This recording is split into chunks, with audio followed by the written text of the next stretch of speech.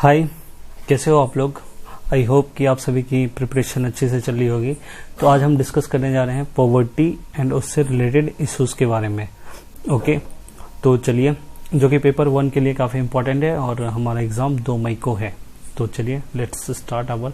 तो चलिए पॉवर्टी से पहले देख लेते हैं क्या है कि एक वर्ल्ड बैंक की एक बायनियल रिपोर्ट आती है जो क्या है, poverty and shared prosperity report. कौन सी रिपोर्ट है? Poverty and shared prosperity report, जो कि बायनियल मतलब 2 वर्षों में एक बार आती है। ओके, तो इसमें क्या कहा गया है कि कोविड-19 के कारण 27 to 40 मिलियन न्यू पुअर जुड़ जाएंगे सब सहारन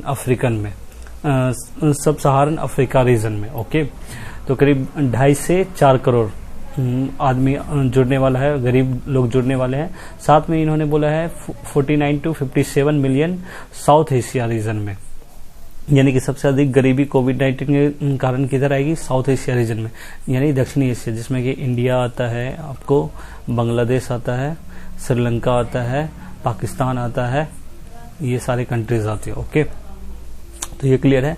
अब चलिए देख लेते हैं पॉवर्टी कहते हैं किसको है। तो इसका क्या होता है? मूलभूत आवश्यकताओं से वंचना, अर्थात जब व्यक्ति अपनी मूलभूत आवश्यकताओं जैसे खाना हो गया, फिर आपको घर या आवास, फिर उसके बाद हो गया आपको घर, आवास, शिक्षा, स्वास्थ्य, ये सब मूल आवश्यकता है व्यक्ति के जीवन के लिए।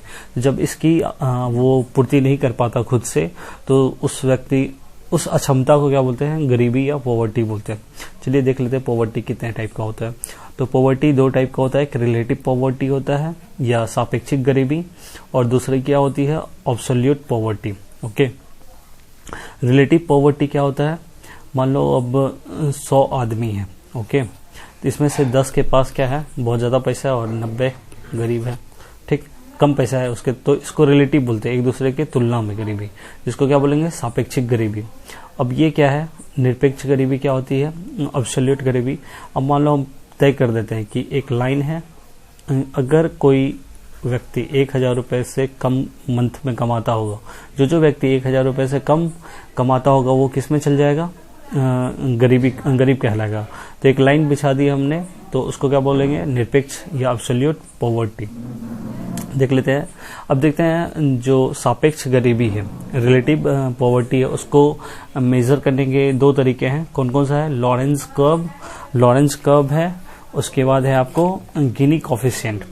तो लॉरेंस कर्व को 1905 में किसने दिया था? मैक्स लॉरेंस ने दिया था, उनके द्वारा विकसित किया गया। ये है लॉरेंस कर्व, ठीक ना।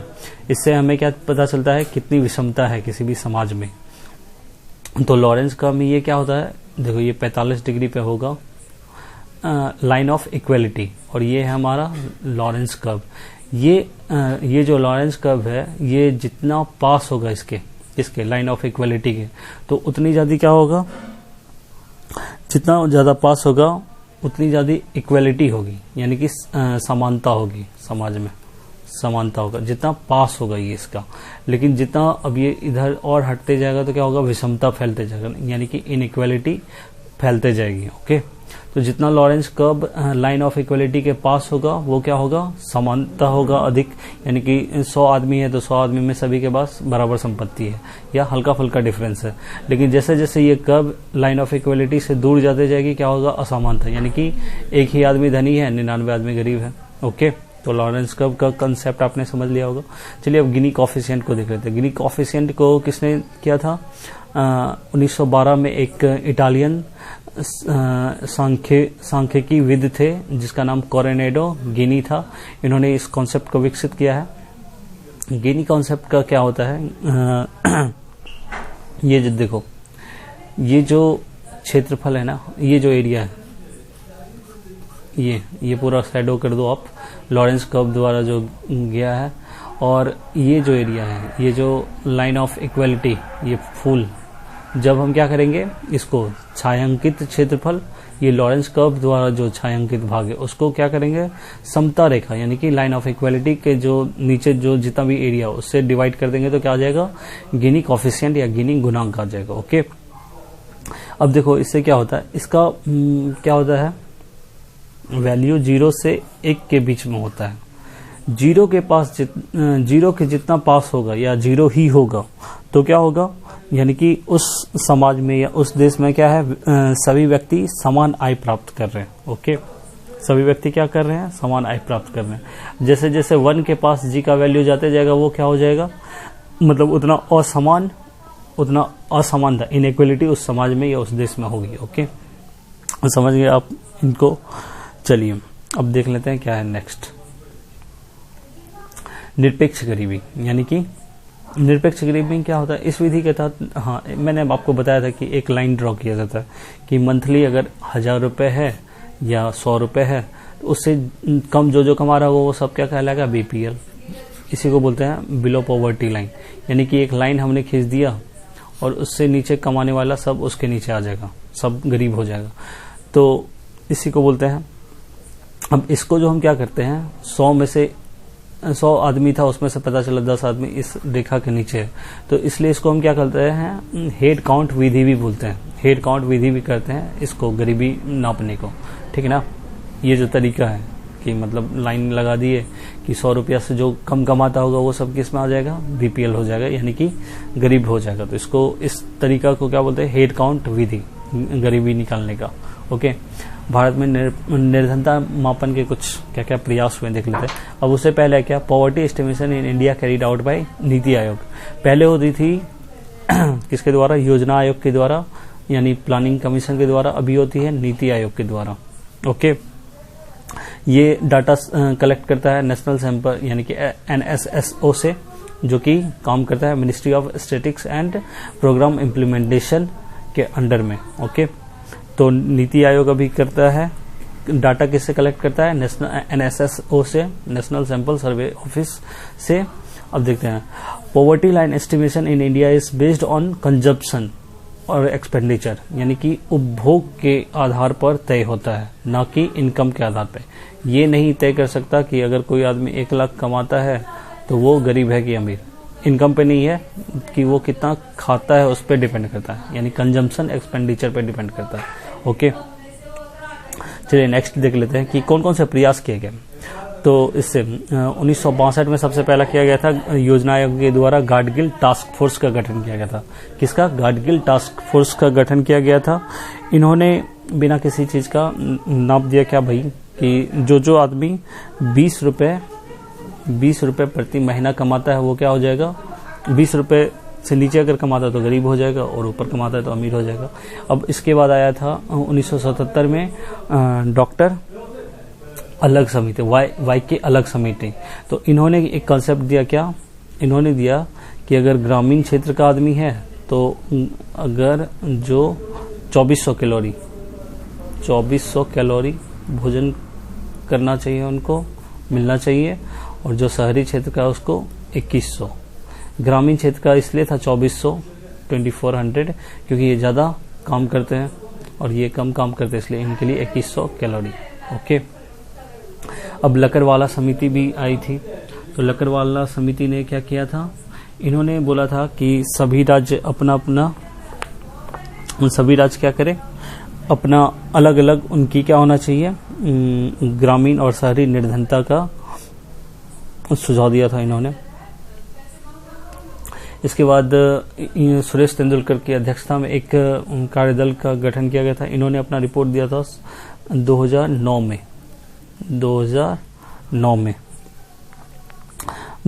दिया था, और इन्होंने क्या किया था, 6 बुनियादी चीजों का बास्केट बना दिया था।